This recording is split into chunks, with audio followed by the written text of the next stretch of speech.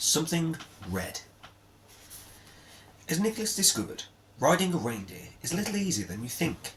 It is a bit of a bumpy ride, but it's still a lot better than walking, especially walking on blistered feet.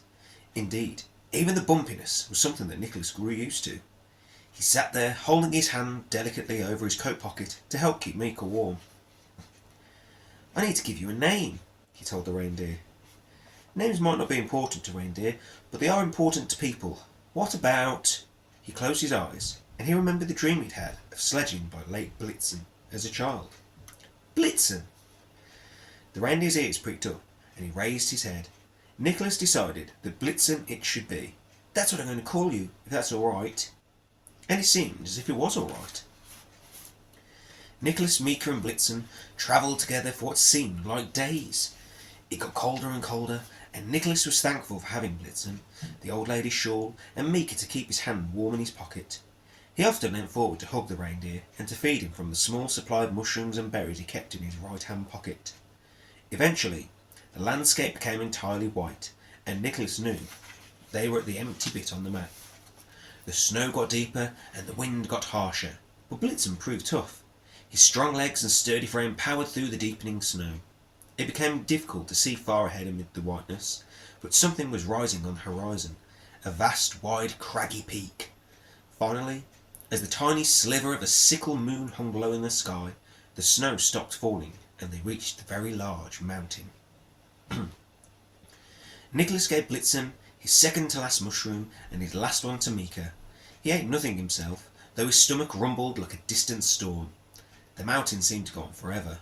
The further they climbed, the higher it seemed to get. Blitzen was beginning to slow down, as if he finally was exhausted. "Good boy, Blitzen," Nicholas kept saying, warily. "Good boy."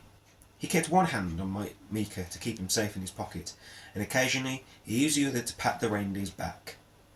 Blitzen's feet were pressing on nothing but snow now, and it was getting thicker. It was a wonder he could keep going at all. Nicholas felt blinded by the white, until, at last, halfway up the mountain, there was a flash of red, looking like a streak of blood, a scar in the snow. Nicholas jumped off the reindeer and clambered through the freezing whiteness towards it. It was hard work. He sank into the snow, knee-deep every time he took a step. It was as if the mountain wasn't a mountain, but just a giant pile of snow. Eventually he got there. It wasn't blood, though. It was a red hat, and he recognised it in an instant. It was his father's red hat. The hat he made from a red rag and a fluffy white cotton bobble. It was cold and frozen and clogged with powdery snow, but there was no mistaking it. Nicholas felt a deep, piercing anguish shoot through his weak body. He feared the worst had happened. "Papa!" he shouted, over and over again. He dug with his hands into the snow. "Papa! Papa!"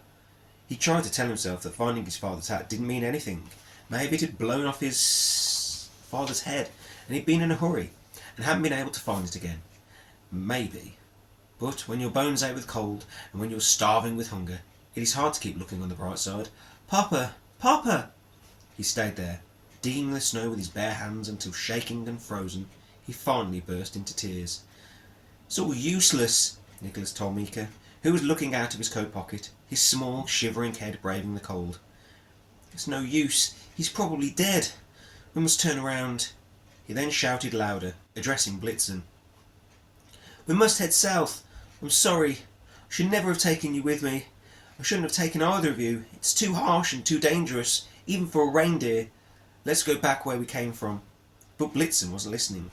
He was walking away, struggling through the thick snow, climbing further up the mountain. "Blitzen! You're going the wrong way! There's nothing for us there!" But still Blitzen kept walking. He turned his head, as if to tell Nicholas to keep going. For a moment, Nicholas thought about staying still, just staying there until the snow covered him, and until he was, like his father, part of the mountain itself. There seemed no point in going forwards or backwards. He realised how stupid he had been to leave the cottage. Hope finally left him. It was so cold, his tears froze to his face.